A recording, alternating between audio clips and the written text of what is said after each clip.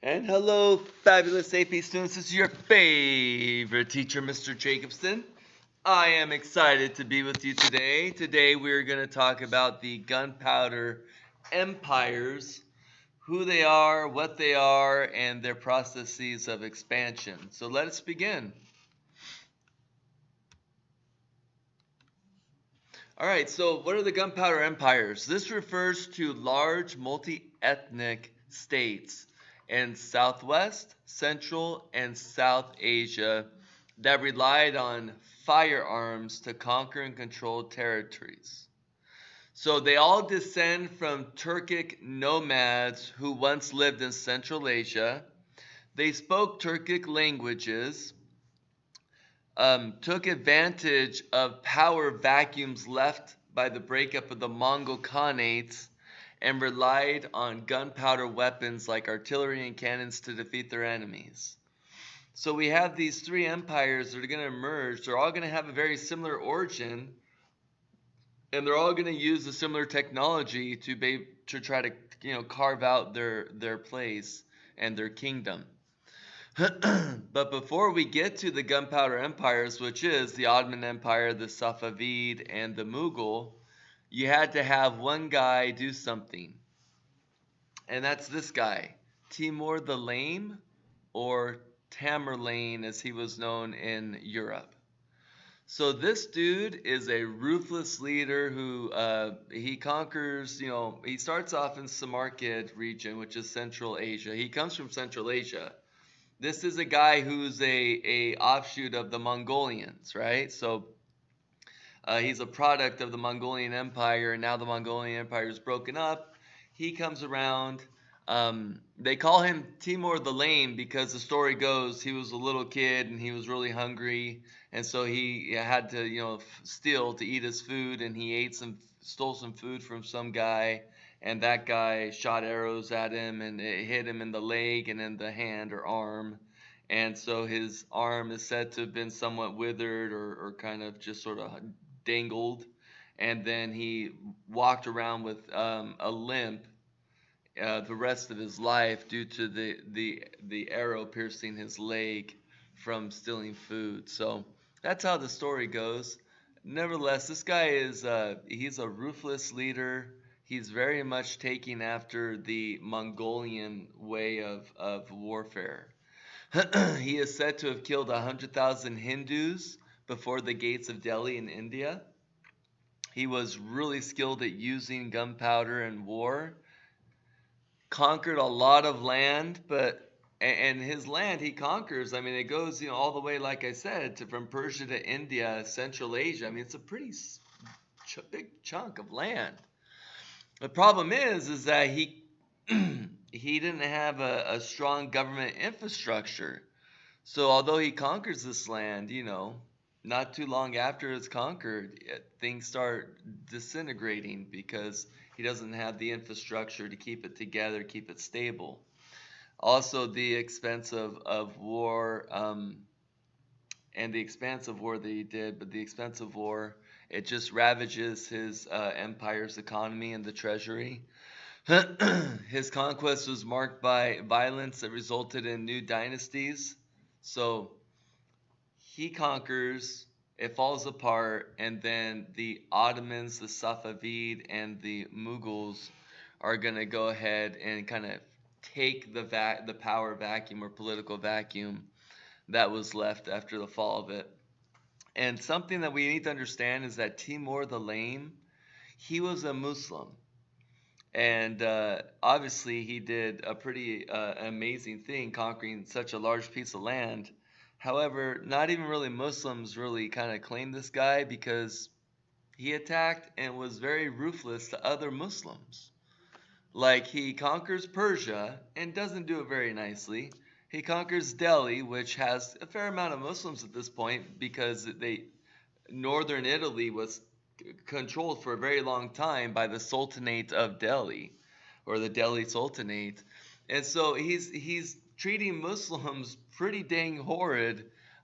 So although he is Muslim, and people don't really, Muslims aren't like, hey, this guy was great, because he wasn't.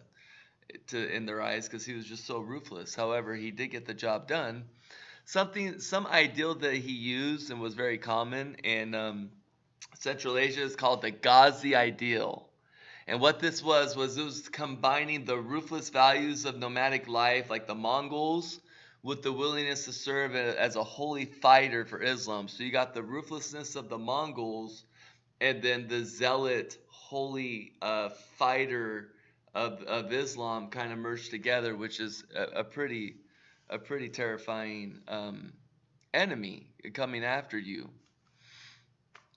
So we have the first gunpowder empire is the Ottoman Empire. This is an empire who they're all Muslim, by the way, all the gunpowder empires.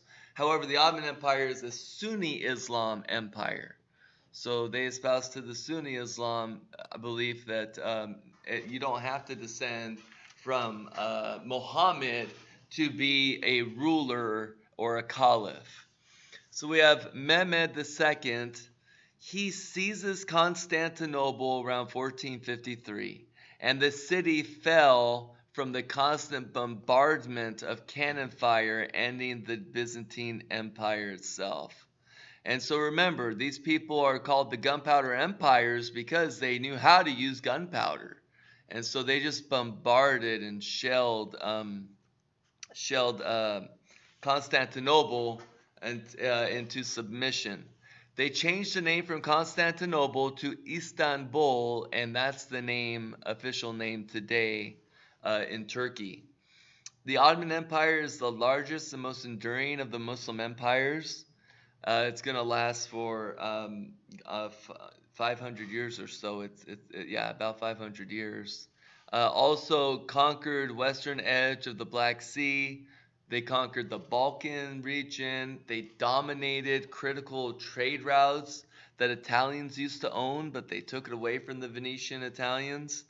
And they're going to attack Venice, although they won't conquer them. They're going to force them to pay a yearly tax, if you will, or tribute, so that they don't attack them again. In the 1500s, Ottomans are going to add Syria, Israel, Egypt, Algeria, and Africa all the way to their empire, and Istanbul will become the center of Islam. So this is the largest and most enduring, just to reiterate, of all the Muslim empires that will be upon the earth in history. So the Mughal Empire, this is also a gunpowder empire, and it's a Sunni Islam empire. So we have two Sunni Islam empires. We got Ottoman, we got Mughal. It increased overseas trade. We have Arab traders who are conducting most of the sea commerce.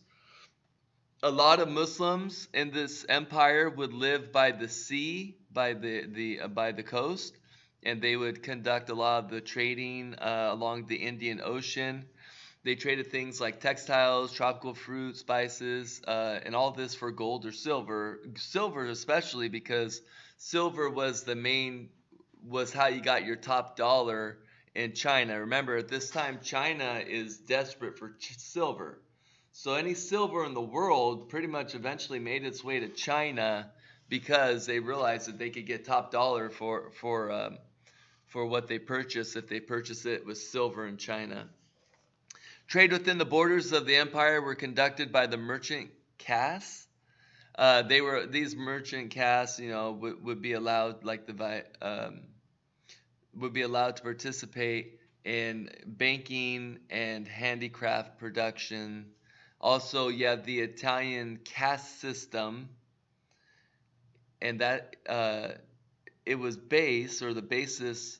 It determined your educational and vocational opportunities for Indian society. So you have a caste system that determines what you can and can't do as an occupation in Hindu society. You have the Mughals who are pretty much, they're going to have to, if they're going to make this work. I mean, they're a Muslim empire, and the majority of their subjects are once again Hindu, very much like the Delhi Sultanate.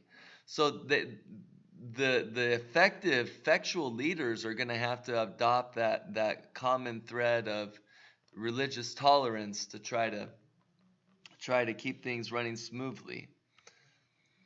Okay, so we had the Safavid. So the Safavid or Safavid, I really don't care how you say it. Just spell it as close as you can on the AP exam to how it's spelled. Uh, it's going to develop in the Persia region. It had little natural defenses because it's right there in the middle of Persia, which has has the Ottoman Empire on one side, the Mughal Empire. This is the Muslim Gunpowder Empire that is a Shia Islam empire. And as you remember, Sunni and Shia, they haven't gotten along since pretty much the beginning, right? And so here you have Shia in between over here, Ottoman, that's Sunni, and Mughal, that's Sunni. So we're going to get a lot of conflicts going on between these empires because of the Sunni Shia split. They had a famous Shah, his name was Shah Abbas, and he forced Christian boys into military service in his empire. He used Shia Islam as a unifying force. Strict adherence to Shia Islam caused hostilities between Ottoman and the Mughal Empire. Ottomans and Safavids fought frequently and had trade wars, and also embargoes on the trade. So they didn't treat each other very fair. I mean, they're saying, well, if you trade with us, then we're gonna, slap an embargo on you, or we're just gonna ban you altogether. I think at one point the Ottoman Empire just banned um, silk traders from the Safavid Empire. So that's gonna piss off an empire. Um, Women had veiled faces and were restricted in movements, had rights provided by Islamic law, like what we call Sharia law. Um, uh, and in extreme cases, they could even have rights for divorce, if you will. So these empires will decline. They'll start fighting against each other because of their differences. They'll fail to modernize their countries when industrialization begins. As a result, Western European powers will dominate trade and production instead of them, because Western European powers will have factories and will have assembly lines eventually, and all these things that are going to make production cheaper, more efficient, quicker. However, Russia will choose towards the end to modernize, and as a result of this, they will survive as an independent nation state. But the Ottoman Empire doesn't, the Safavid does not, and also the Mughal will go by the wayside eventually. So you have the decline of the Ottoman. So, failure to successfully siege Vienna. Vienna is a major city in Europe, and they conquered all the way to Vienna, Austria. So I mean that's pretty serious. However, it was at Vienna where they kind of, as Christians, made their stand, and the Ottomans failed to capture that city. And after they did that, people realized, okay, the Ottoman Empire, they're getting weaker now because they just lost the battle. Prior to that, most people were like, the Ottomans are unbeatable. Um, there was harem politics involved, which led to internal fighting for power, weakening of the empire. Harem politics is you have a bunch of, because the Sultan has a bunch of wives, who has kids. Which of those kids becomes the next ruler after the dear old dad dies, who's the Sultan? And so you have many of these wives who are vying for power, and trying to pitch their child as the next heir. And so it leads to this internal fighting over succession, and you even had many very powerful women who were kind of pulling the strings behind the scene, as their kid was chosen, and they were trying to help their kid, get into the new role as sultan. So from the 1800s, Ottoman Empire will be known as what we call the sick man of Europe. And if you look here, this is a picture here.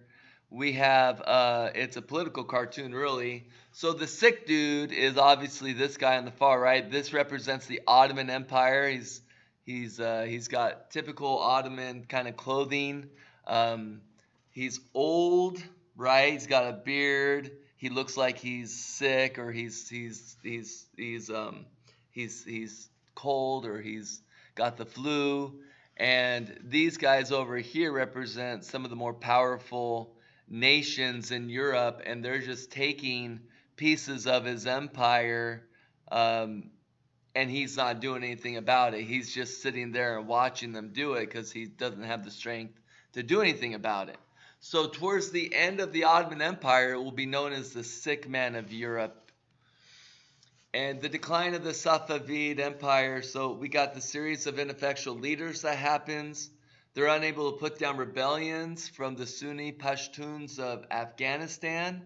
So they're going to conquer Afghanistan, but it's not going to go very well in the long run for them. Eventually, the Afghans will then retaliate and temporarily conquer the Safavid capital of Isfahan in Persia region, and that's going to be devastating to the Safavid uh, longevity as a empire. And then you're going to have Ottomans, and then you're going to have Russians who are just going to slowly start seizing power. If you look here, okay, this all represents these lines here and right here. This represents what the Ottoman Empire just starts taking away from them slowly. So they start conquering more and more of the Safavid Empire's land, and eventually it's just going to crumble. The Safavids will be replaced by the Zand dynasty. And then we have the decline of the Mughal. So the Mughals, for the longest time, they're going to adopt a religious tolerance policy in the early empire. However, towards the end, things aren't going so well, and they have a leader whose name is Aurangzeb, and he's not going to be so tolerant. He's going to force Islamic rule on the larger majority of Hindus in his empire. He's going to start targeting Hindus, Sikhs, and other religions, not Islam, maybe even Buddhists, right? He'll have frequent revolts because he's targeting these groups. People feel picked on. They're getting pissed off. So frequent revolts are going to weaken this empire because he's got to keep trying to put them down and spend lots of precious money. And this is going to allow the British to eventually start seizing both economic and then political power in the Indian region. And there'll be other empires that will come after the Mughal as well, which we'll have to talk about later. Anyway, I believe that's the end. So go ahead and write your one-page summary, and I look forward to discussing this with you when we get back. Bye-bye.